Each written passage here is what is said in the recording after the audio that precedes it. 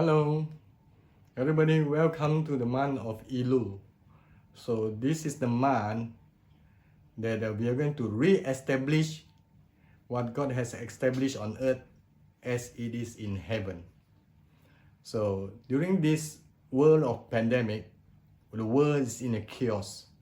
So let us humble ourselves and relate to God to come and heal our land. So the enemy comes to steal, to kill, and to destroy.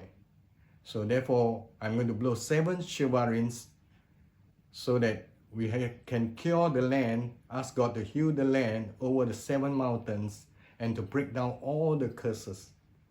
So then I'm going to blow 1 tekiah and 1 terwa 7 times over the 7 mountains, so that to allow God to, after healing the land, to take dominion over each mountain and also to have God's glory over each and every mountain.